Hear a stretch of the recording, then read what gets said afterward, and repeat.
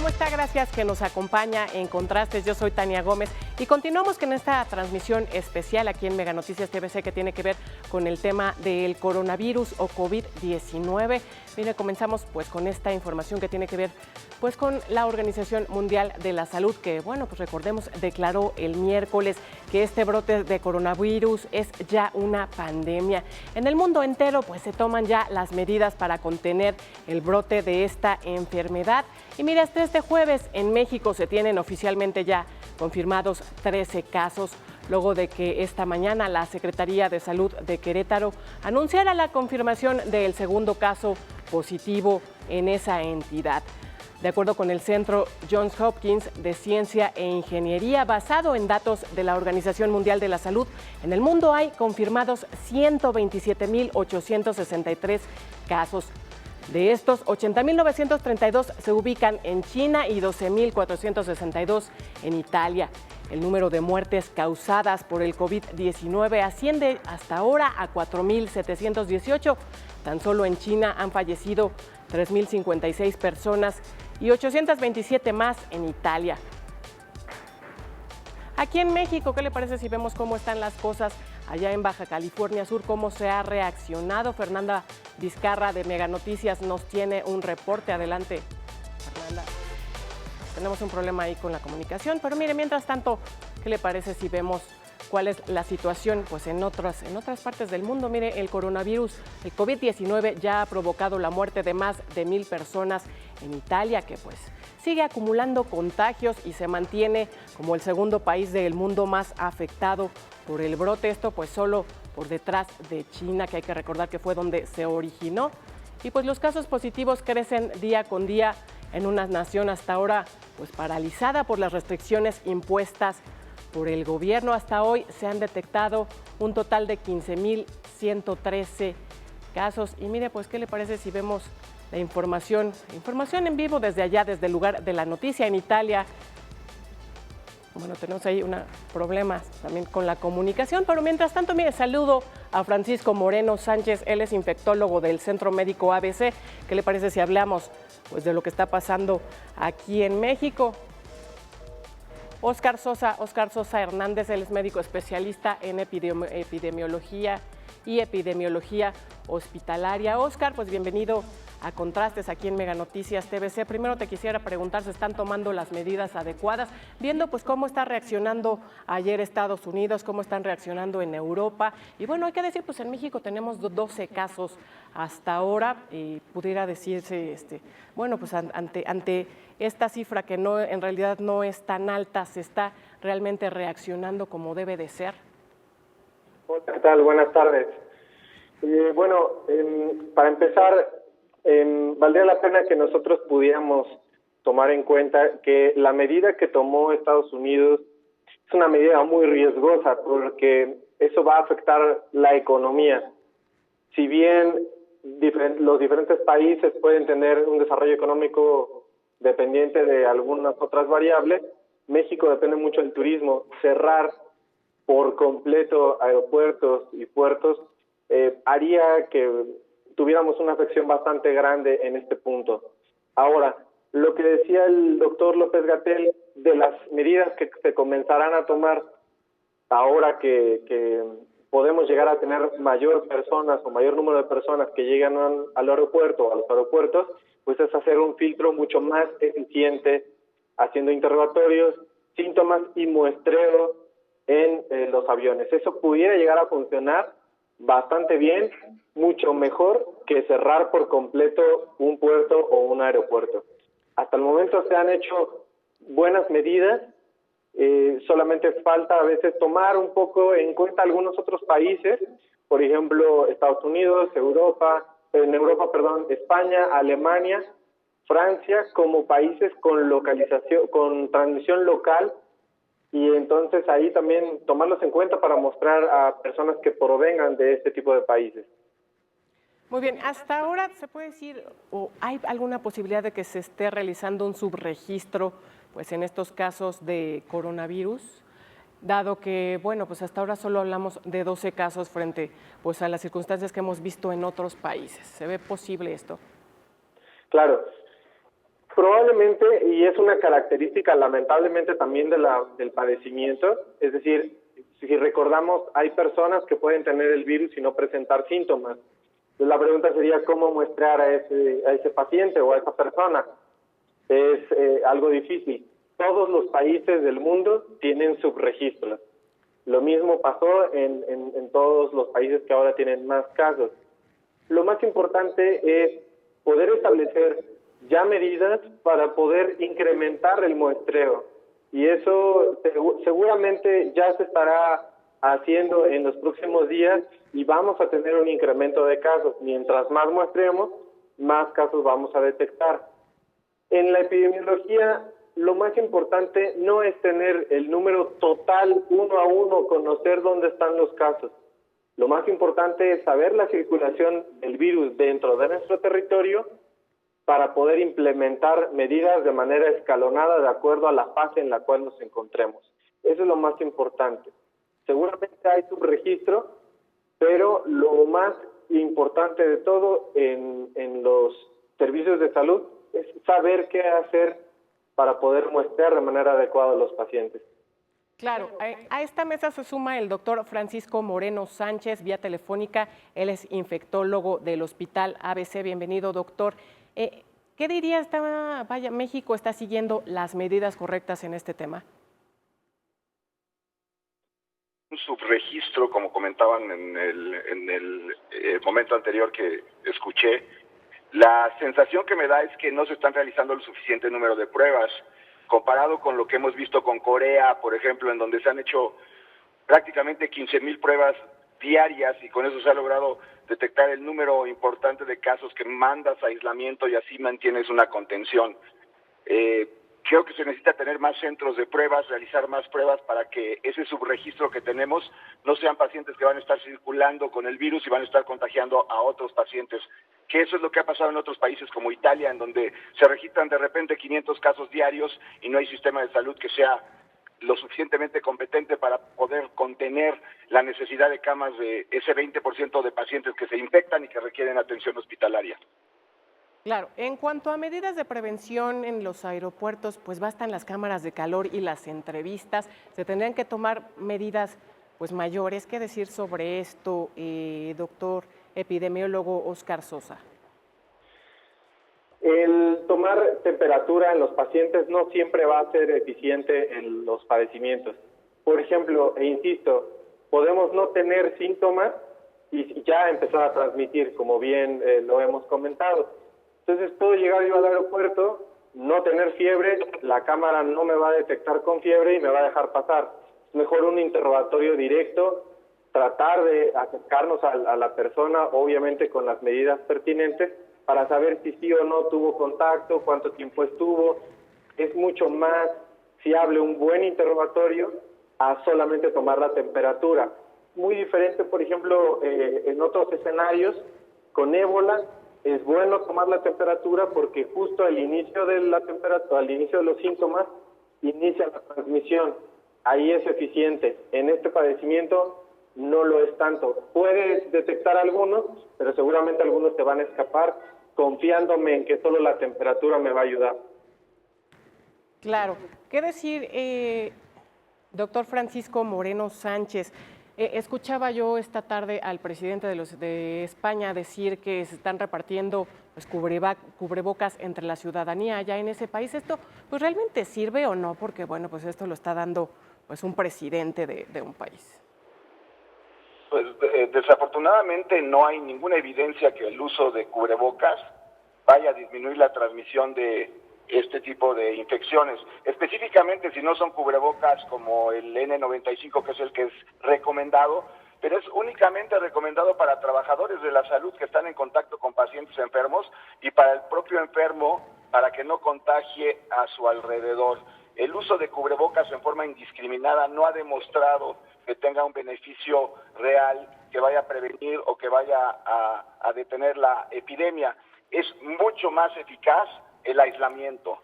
Por eso en otros países, como en Italia, se llegó a la medida de tener un aislamiento. En China hay datos que dicen que durante 10 días hubo 1.8 billones de chinos aislados. 10 días. el aislamiento es la única forma en donde se evita una transmisión.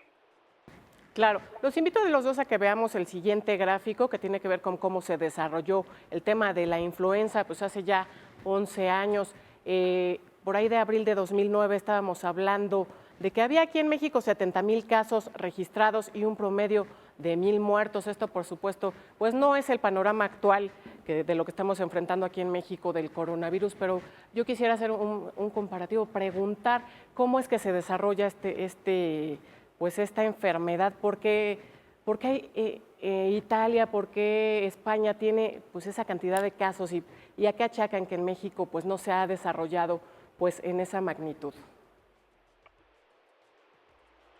Si me permites, yo creo que lo que comentas es muy importante en cuanto a un tema. Se ha hablado mucho de que el calor va a ser algo que nos va a ayudar a prevenir que se dé una epidemia de gran magnitud en México. Si revisamos lo que ocurrió con SARS, que es el virus primo hermano de este COVID-19, incluso se llama SARS-CoV-19, el mayor número de casos que hubo fue en los meses de abril, mayo y junio.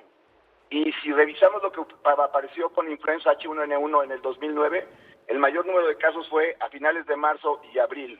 Entonces, yo no estoy muy seguro de que el calor vaya a ser lo que va a controlar la diseminación de esa enfermedad. Ahora, lo que podemos aprender de la influenza H1N1 es que es un virus respiratorio, se transmite de una forma muy similar al COVID-19 y, por lo tanto, tiene un paciente la capacidad de infectar de 2 a 3 pacientes y esos 2 a 3 pacientes a su vez infectan a otros 2 a 3 pacientes. Por eso contención y aislamiento son las medidas que se necesitan para controlar una enfermedad como el COVID o como el H1N1. Claro, epidemiólogo Oscar, ¿está usted de acuerdo? ¿Qué diría al respecto? Totalmente de acuerdo. Yo creo que confiarnos a que una temporada con incremento de temperatura nos va a ayudar es confiarme mucho. Si nosotros nos ponemos a pensar, ahorita en el cono norte, nosotros, o en la parte norte, estamos todavía en invierno. En el cono sur están en verano y tienen casos de COVID. Entonces, la temperatura no es algo que nos vaya a ayudar.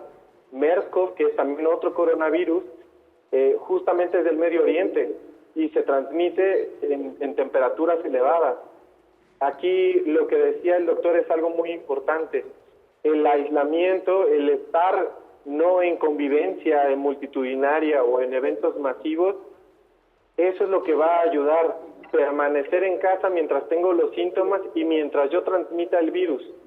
Evitar el contacto. Por eso la recomendación es, si yo tengo algún síntoma, evitar salir, evitar ir al trabajo, no ir a la escuela, preferible estar en casa. Claro. También a los dos, ¿qué aprendimos de pues la pandemia que enfrentamos hace 11 años, en 2009, esta influenza H1N1? ¿Aprendió algo México con esto? Pues sí aprendimos, sin embargo se nos empezó a olvidar las medidas básicas. Es decir, ahorita todo el mundo está tratando de comprar alcohol gel cuando tuvimos que haber aprendido y utilizar el alcohol gel de manera rutinaria en nuestro día a día. Lavarnos las manos, eso es algo que tuvimos que haber aprendido y hacerlo de manera constante. El estornudo de etiqueta o la etiqueta respiratoria también tuvo que haber sido algo que aprendimos. Lo que nos cuesta trabajo, y tal vez el doctor también coincida conmigo, será tratar de convencer de la vacunación de influenza. Eso fue lo que nos ha costado mucho trabajo y nos sigue costando trabajo, pero tal vez tratar de insistir en este punto. Claro, ¿qué decir al respecto, doctor Francisco? Totalmente de acuerdo, y déjame decirte algo que es increíble. Hay muchos pacientes que hablan y preguntan, oye, ¿ya tienes la vacuna del coronavirus? Y le pregunto, ¿y tú ya te pusiste la de la influenza? Y la respuesta es no, porque no confío en la vacuna de la influenza. Es decir, no tenemos una cultura de vacunación. Y lo que decía el doctor es totalmente cierto. Se nos olvidó las medidas de higiene, se nos olvidó el no saludar de beso, de abrazo, de mano. Se nos olvida el no estarnos tocando la nariz, la boca, mantener una higiene de manos. Todo esto que nos enseñó el 2009 y que sí se aprendió, duró un tiempo. Pero desafortunadamente las cosas se olvidan y el precio se paga. Justamente me hace pensar pues en algunos de los mitos pues que han surgido a partir pues de esta vacuna de la influenza, porque bueno, pues mucha gente dice que esto genera mayores enfermedades, pero sobre esto yo quisiera preguntarles, mucho se dice también hoy con el coronavirus, ¿sirve tomar vitamina C para evitar pues este virus? Se ha hablado mucho de los antioxidantes, del zinc, del ácido fólico. La verdad no hay mejor protección que tener una buena hidratación, un buen sueño y una buena alimentación. Nada es superior a eso. Que vayan a hacer daño el tomar vitamina C, zinc y ácido fólico, no les va a hacer daño. Pero que me puedo confiar de eso como que en el calor que no me va a dar coronavirus, no se confíen. Claro, doctor Francisco. Perdón, epidemiólogo Oscar, ¿agregaría algo al respecto sobre esto, si realmente sirve o no estar consumiendo en este momento pues vitamina C para evitar pues el contagio del coronavirus? Podemos consumirlo tanto en nuestra dieta normal o si alguien desea consumirlo aparte, no hay ningún inconveniente, pero no existe evidencia científica de que solo eso nos vaya a ayudar. Aparte de hacer eso, nosotros tenemos que seguir lavándonos las manos, haciendo la higiene de manos y las recomendaciones que acabamos de comentar. No confiarnos solamente en este tipo de información que no tiene ningún sustento científico. Claro, ahora les quisiera preguntar a ambos, se ha dicho que pues, la fase de transmisión comunitaria se va a dar en México a finales de este mes, a finales de marzo y principios de abril. ¿Qué medidas de contención tendríamos ya que estar tomando? Epidemiólogo Oscar. Pues primero hay que tener en cuenta que este cálculo es a través de un modelo matemático. Tiene mucho que ver con los casos confirmados, es decir, puede ser que llegue antes o que llegue después. Pero lo que sí debemos de tomar en cuenta es algo que acabo de mencionar. Tratar de pensar no ir a eventos masivos, es decir, no hay necesidad. Hay mucha gente que ha preguntado si tengo un viaje ya pagado a Europa, ¿puedo ir? Mi recomendación sería, no hay que arriesgar, no viajes. Yo sé que ya gastamos, pero no hay que hacer ese tipo de actividades de riesgo. Subir a cruceros, por ejemplo, también nos puede llevar a un riesgo y creo que el Diamond Princess fue un gran ejemplo de este tipo de situaciones. Y seguramente poco a poco vamos a empezar a ver cambios. En el tema deportivo, por ejemplo, Conca Champions, que equipos mexicanos participan, pues también ya ha sido suspendido. MLS, NBA, seguramente vamos a empezar a ver un reflejo de todo esto y obviamente todos están mirando a Juegos Olímpicos a ver si existe alguna suspensión. Mi recomendación sería evitar eventos masivos lo más que se pueda. Creo que ese sería un punto importante. Efectivamente. Doctor Francisco, ¿qué agregaría en este tema? Totalmente de acuerdo y creo que yo me adelantaría. El tiempo de tener un caso comunitario es prácticamente a la vuelta de la esquina. En Estados Unidos el primer caso comunitario se dio el 26 de febrero y ahorita ya tienen más de 1,300 casos. Entonces, ya tuvimos el primer caso de importación de Italia el 27 de febrero. Seguramente el caso comunitario ya está circulando y lo único que falta es detectarse. Yo me adelantaría a empezar a tener más restricciones de aislamiento, más restricciones de eventos sociales, más restricciones de acudir a hospitales, a centros de salud, si no es estrictamente necesario. De otra forma, corremos el riesgo de Italia. Yo creo que Italia es la mejor lección de lo que pasa cuando no se detecta a individuos en una forma importante, en una forma temprana. Lo que no quieres es tener una gran población enferma, porque de esa gran población enferma, un número grande de personas va a necesitar atención hospitalaria y es cuando no vas a tener la capacidad de atenderlos. Claro, a esta mesa se suma Ernesto Farril, él es presidente de Grupo Bursamétrica. Bienvenido a Contrastes.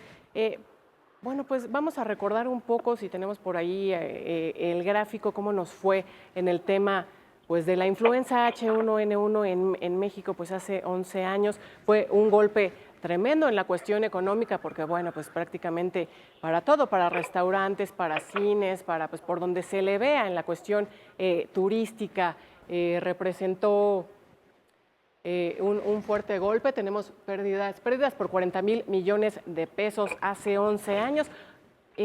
Pues, ¿qué pudiera representar hoy este tema, Ernesto? Bueno, pues hoy es mucho más grave, ¿no? En aquel entonces, pues el foco, digamos, del problema estaba en nuestro país, mientras que ahora tenemos un evento de carácter mundial, ¿no? Se puede típicamente caracterizar como un cisne negro lo que estamos viendo con este efecto del coronavirus, ¿no?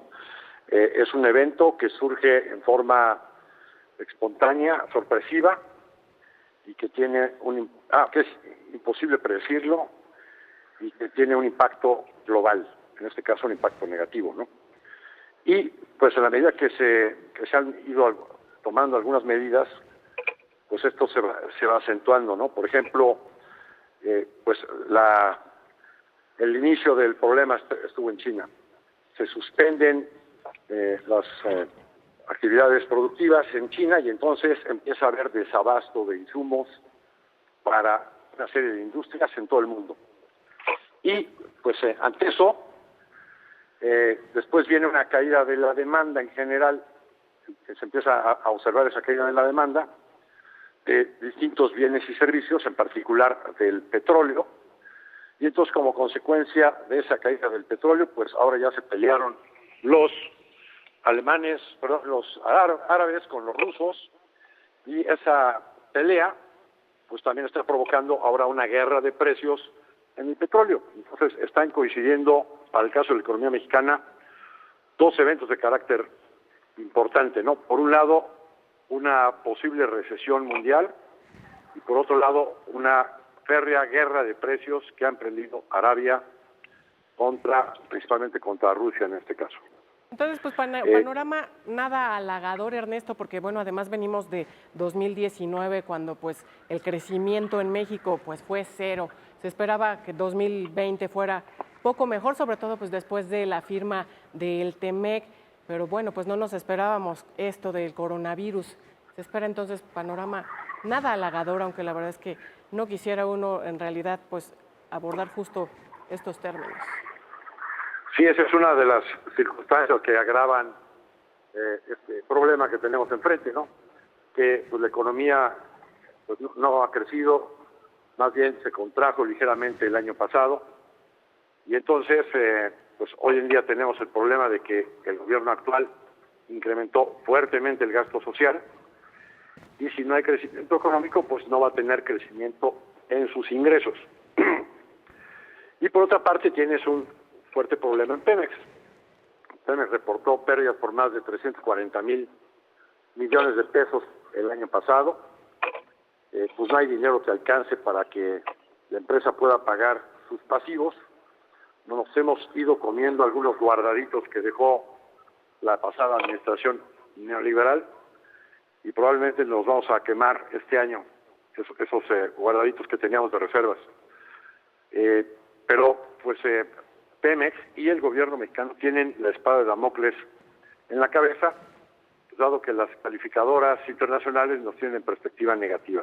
Y en la medida que todo este panorama pues hace evidente que la economía mexicana va a seguir cayendo, pues entonces también la recaudación probablemente también caiga, y por lo tanto pues muy probablemente las calificadoras degraden las calificaciones tanto de Pemex, que quedaría ya como deuda especulativa, una calificación que le llaman también de basura, bonos basura.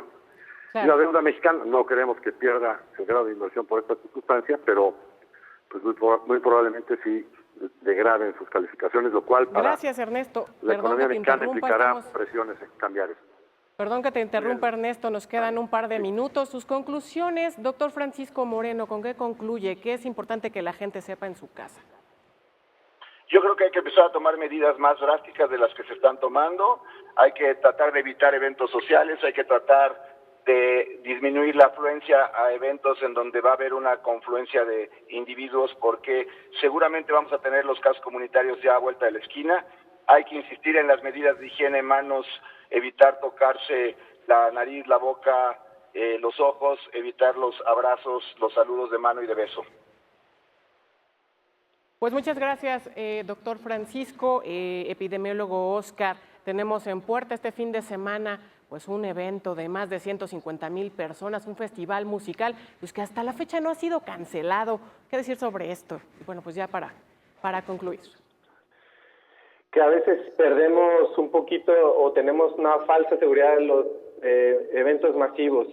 Yo sé que el Vive Latino es algo que muchos están esperando cada año, pero recordando en lo particular el Vive Latino el año pasado, es demasiada gente, muy poco espacio, pocos lugares donde podemos llegar a tener una adecuada higiene, hablando específicamente higiene de las manos.